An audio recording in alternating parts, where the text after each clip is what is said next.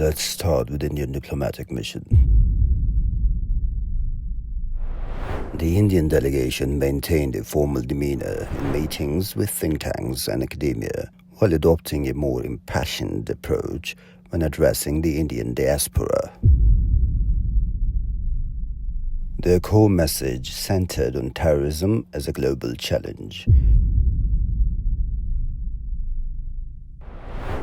advocating for international understanding and support for India's counter-terrorism efforts. They linked their struggle to broader threats faced by Western countries.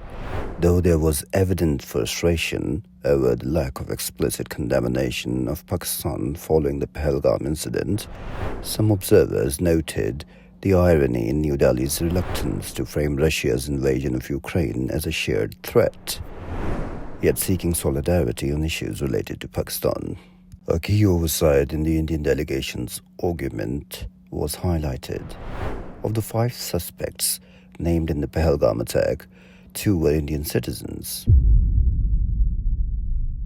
When questioned about strategies to address domestic radicalization, responses lacked coherence, relying on the assertion that conditions have improved since 1990s. Despite efforts to distance themselves from hyphenation with Pakistan, many remarks focused heavily on Pakistan.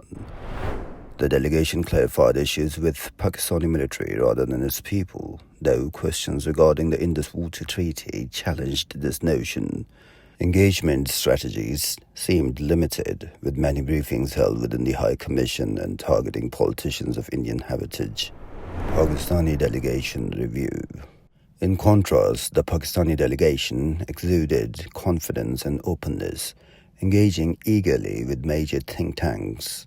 Their presentation was polished, reflecting effective outreach strategies, including professional lobbying support. Their central message advocated for peace through dialogue, emphasizing key issues: Kashmir, terrorism, and water. Pakistan consistently sought dialogue, underscoring India's reluctance to engage. They firmly denied proven culpability in the Pahalgam incident, asserting their military's upper hand in recent clashes. The acceptance of ceasefire was credited to assurances from the US that future dialogues with India would ensue. Despite occasional assertive remarks, the delegation's commitment to peace remained clear. Proposals such as investigation into Pahalgam showcased a constructive approach, positioning Pakistan as a proactive player in seeking solutions. Their critique of Indian media narratives and disinformation was compelling and resonated with many.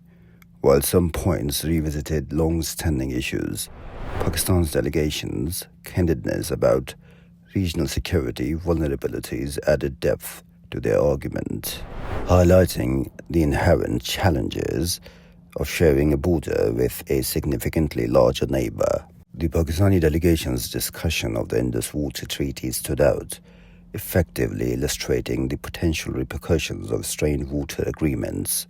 This segment of their presentation was particularly impactful, grounding their case in tangible, relatable concerns. If the goal was to shape elite opinion, the results showed contrasts. While India's message on terrorism found broad resonance, Pakistan's candid advocacy for dialogue and regional stability revealed a nuanced, thoughtful approach. Ultimately, both delegations sought to influence narratives, with Pakistan's balanced blend of assertiveness and diplomacy underscored its commitment to regional peace and security.